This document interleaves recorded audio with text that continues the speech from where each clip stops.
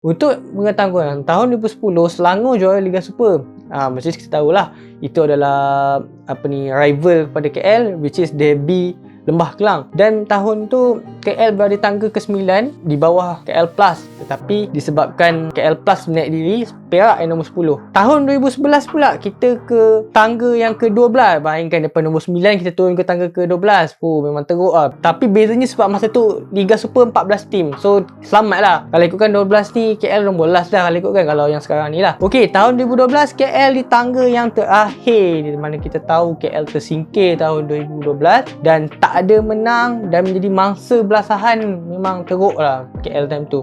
Lagi kena belasan dengan juara bertahan Kelantan masa tu kan. Dan tahun 2013, ingatkan adalah perubahan yang manajemen nak buat, tapi bila masuk buki pemain manajemen yang rosak parasit-parasit ni kan, KL daripada Liga Perdana nombor 11, dan kita tahu 2013 tersingkir Liga Perdana, pergi ke Liga FAM pula 2014 Liga FAM KL as a runner up je lah, bukannya sebagai champion. Dia nasib baik lah sebab daripada Liga FAM kita kembali ke Liga Perdana balik. 2015 Liga Perdana, KL still tak menunjukkan apa-apa impak yang baik, still lagi ditampuk manajemen lama. Tapi 2015 Dato' Adenan Mat Iksan dah ambil alih tampuk kepimpinan KLFA dan reboot balik tim KL ni. Jadi mungkin dia jimatkan kos pakai Stadium Merdeka apa semua kan. KL 2015 Liga Premier di tangga yang ke-11. Kalau ikutkan dah tersingkir dah tu sebenarnya, tapi sebabkan pasukan Liga FAM ketika itu, pasukan yang layak ke Liga Premier tak mencapai apa-apa kelulusan untuk masuk ke Liga Premier. Liga Premier tahun tu satu tim je yang tersingkir, tim yang ke-12 itu KLSPA Putrajaya. Okey, 2016 ini dah start dah. Awal season KL memang baik, nombor 1. Lepas tu PLFA masuk skuad akhir, kalah dengan Perak. Tapi lepas ni half season, kita hilang Casagrande, hilang Karlovic semua kan. Memang banyak lah player hilang. Jadi sayang lah, half season je lah nombor 1. Lepas tu jatuh nombor 5, ends up yang pergi Liga Super, Melaka dengan PKNS. PKNS kembali dan Melaka buat pertama kali kembali ke Liga Super. Okey, tahun 2017,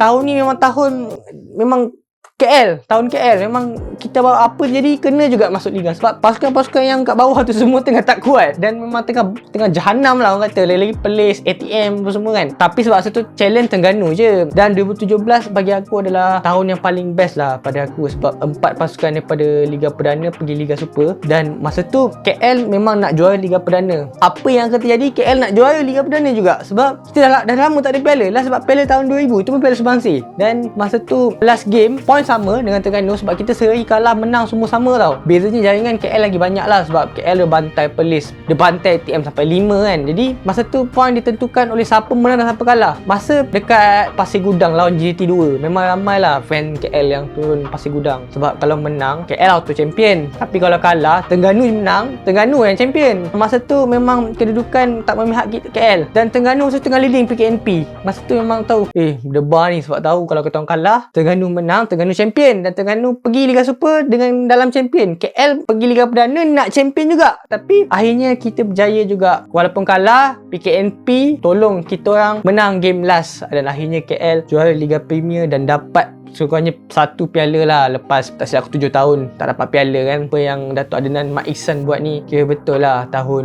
2017 tu, tahun seterusnya 2018 kita main di Liga Super. Boleh dikatakan jahanam jugalah. Bukan jahanam, bahasa kata kalau bahasa baiknya tak konsisten. Sebab kalah-kalah, menang-menang seri, kalah menang-menang. Ada macam banyak kalah, menang tengah-tengah seri tu banyak.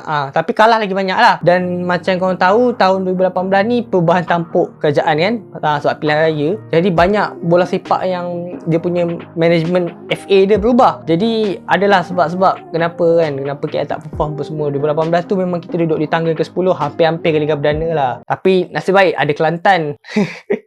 Sebab ada Kelantan kan.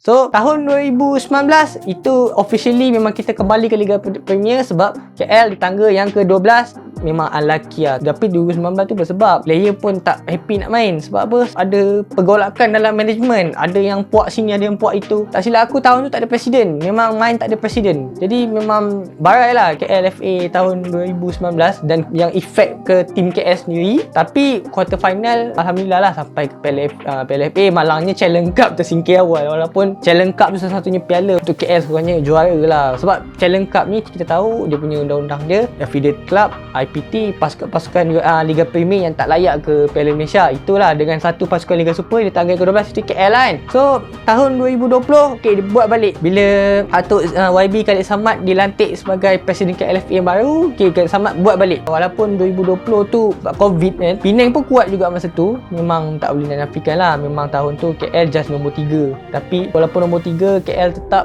pergi ke Liga Super. Dan 2021 inilah banggaan yang kita nak. Sebab apa? KL pada tahun 2021 kita dah memang corporate habis. Memang KL dia dah bukan lagi di bawah FA. Tapi untuk stadium masih lagi di bawah DBKL. Stadium pun sebenarnya dalam proses perswastaan juga. Maksudnya Stadium Ceras tak lama lagi mungkin menjadi milik KLCFC daripada KLFA. Maksudnya dia akan beli saham Ceras untuk menjadi milik swasta. Jadi maksudnya tim KL pun ada stadium sendiri lah. Okey, dan apa yang aku bangga dengan KL 2021 ni, sebab peran kita tak duduk di bottom tau. Kita start memang, walaupun kita kalah, tapi korangnya berada di top 6. Kita 12 Liga Super, kita panggil top 6 lah, sebab Liga Super 12 tim kan. Aku gembira lah sebab apa, inilah KL yang the real KL kembali. Walaupun kita tak juara, kita ada Piala Prihatin yang bak kata fans Selangor Piala Mickey Mouse je kan. Tapi kurangnya kita orang berjaya anjurkan piala yang menemukan seteru antara Klang Valley, Selangor dan KL. So pada aku, management KL City boleh katakan okey juga lah, walaupun mungkin belum profesional lagi. Kita cuma buat pelan-pelan. Mungkin kalau facility tak ada, tapi kita dapat sign player yang bagus-bagus macam Patiber, macam Kenny. Tapi pada aku, KL 2021 ni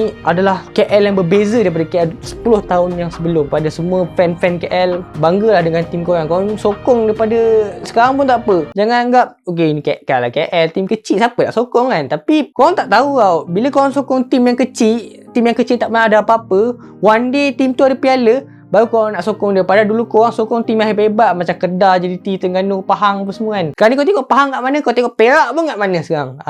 Norway kau tengok Melaka pun kat mana sekarang. Walaupun tim kita orang ni kecil, tapi bila one day dapat piala, ramai akan mengaku fan KL lah apa kan. Totally aku happy dengan KL yang sekarang ni, sebab management kita, owner kita, CEO kita memang nak something new yang ada pada KL. Ada stadium sendiri, ada projek sendiri, lepas tu ada perancangan sendiri untuk masa akan datang. Dan aku berharap insyaAllah lah untuk next season ataupun akan datang, kalau maintain macam ni mungkin boleh sampai top 2 kot. InsyaAllah lah. Okay, thank you. Terima kasih.